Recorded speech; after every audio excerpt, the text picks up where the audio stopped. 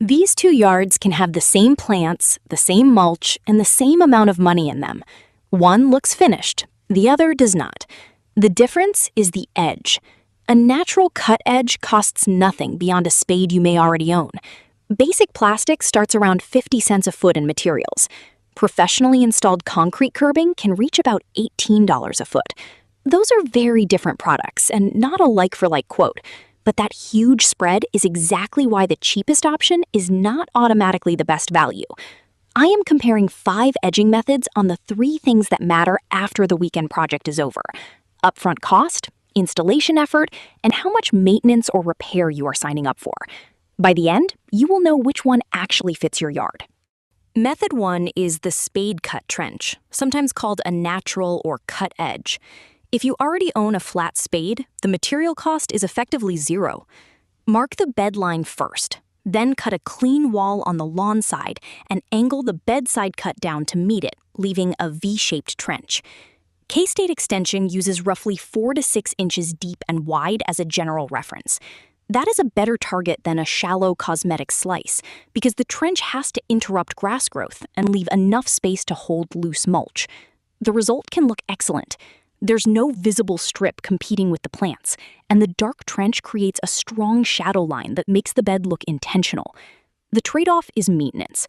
Soil slumps, mulch moves, and turf grows toward the opening. Plan to recut the line once or twice during the growing season. Aggressive spreading grass or a long growing season may need more attention. So the real price is not the spade, it is your time.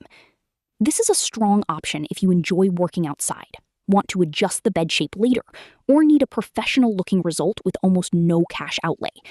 It is a poor match if your goal is to finish the edge once and forget about it. Method 2 is plastic edging. Material prices commonly run from about 50 cents to $3 per linear foot, which makes it the least expensive purchased option in this comparison. Plastic is light, easy to transport, and good at following curves. Depending on the system, it may sit in a trench or use tabs and stakes at the surface. That variety matters because plastic edging is not one standardized product. Thin budget rolls, heavier recycled boards, and UV-stabilized commercial profiles should not be given the same lifespan. Sun exposure can embrittle plastic over time, while freeze-thaw movement may lift or crack some buried systems. Soil, wall thickness, resin, anchor design, and installation all change the outcome. That is why I would not promise that every plastic edge fails in 3 years or lasts for 10. The best way to improve the odds is less dramatic than an internet hack. Install the exact system you bought. Follow its specified depth, stake length, and anchor spacing. Warm a coiled roll before straightening it, and check for irrigation or buried services before driving stakes. Plastic makes sense for a rental, a temporary bed, a short run, or a design you are still testing. For a permanent front yard layout, compare a heavier plastic system against metal before assuming the lowest shelf price is the lowest long-term cost. Method 3 is steel or metal edging. Current material estimates are roughly $2 to $6 per linear foot, so it starts above basic plastic but is still accessible for a typical DIY bed. The first thing to know is that steel is a category, not a single lifespan. Painted mild steel, galvanized steel, stainless steel, and weathering steel all behave differently. Thickness, coating, drainage, salty soil, and the way sections connect can matter as much as the name on the label. Quality steel is popular because it creates a very thin, controlled line and can remain serviceable for a long time. It does not need a bulky decorative profile.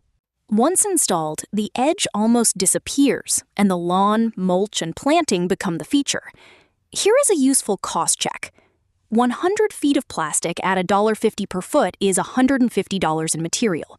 Steel at $4 is $400. If the plastic needs only one full replacement, the material gap has already narrowed to $100 before counting the second installation. That is an illustration, not a lifespan guarantee, but it shows why purchase price alone can be misleading. Installation is more demanding. Wear gloves, use the correct cutting tools, and choose a folded, rolled, or otherwise safe top edge where people or pets may cross. For a low-profile modern border that you expect to keep, steel is often the strongest value in this group. Method 4 is brick or paver edging. Brick material commonly falls around $1.50 to $5.50 per linear foot, although the exact number depends on the unit, pattern, waste, and delivery. Unlike thin metal, this edge is meant to be seen. It can reinforce a formal, traditional, or cottage garden style, and it gives you far more choice in color, width, and pattern. Its best practical feature is the mow-over strip. Set a wide paver band flush with the lawn, and the mower wheel can ride on it so the blade reaches the bedline. That can remove a surprising amount of string trimming. But the units are only half the system. The base carries the project. Poorly prepared soil can settle, while trapped moisture and freezing can push units out of alignment. Excavate properly, compact the specified aggregate base, use the correct bedding layer, and control drainage. The local soil and climate should determine the detail. Curves also take more work because rigid rectangles create widening joints unless they are cut or laid in a suitable pattern. Masonry units can last for decades, but a durable brick does not rescue a weak base. Choose this method when the border itself is part of the design and the installation effort is worth the weekly mowing convenience. Method 5 is continuous concrete curbing. This is usually installed on site by a contractor using specialized forming or extrusion equipment. Current U.S. planning ranges are about $5 to $18 per linear foot installed. Home Guide places a 100-foot project around $500 to $1,800, with minimum charges, curves, color, reinforcement, site access, and stamping all capable of moving the quote. Stamped garden curbing can reach about $18.50 per foot. What you buy is a continuous, substantial border that can follow broad curves without the repeating joints of brick. Low mower curb profiles can also reduce trimming. What you give up is easy change. Concrete is not literally permanent. It can crack, settle, or need repair, but it is difficult and messy to relocate. A bed redesign may mean demolition rather than moving a few stakes or lifting a row of pavers. This method makes the most sense where the layout is settled, the visible curb fits the house, and a contractor's quote fits the value of the property. It is harder to justify in a back garden that is still evolving, or when a thin, nearly invisible edge is the design goal. Here is the simplest way to choose. If the cash budget is zero and you do not mind seasonal work, use a spade-cut trench. It looks clean, changes shape easily, and costs only time. If the bed is temporary, the property is a rental, or you are testing a layout, plastic is reasonable. Buy for the site and product specification, not just the lowest price. If you want a thin line, long service, and a modern finish, compare quality steel systems. For many permanent residential beds, this is the best balance of appearance, price, and future maintenance. If you want the border to be visible, or you want a mow-over strip, use brick or pavers, and spend most of your attention on the base. If the front yard layout is settled, and you want a substantial, continuous curb, get 2 or 3 local concrete quotes, and compare the profile, reinforcement, sealer, warranty, and contractor's completed work. There is no single winner for every yard.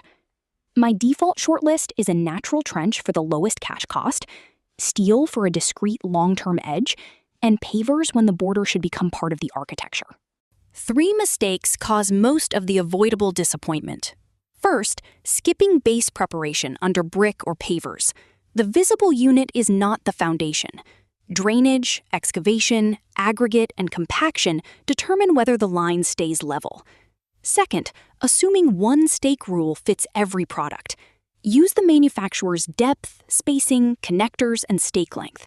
Check irrigation and buried services before driving anything unusually deep. Third, using the wrong finish height. A mow-over strip should meet the turf cleanly. A barrier must contain the bed without becoming a mower strike, trip hazard, or exposed sharp edge.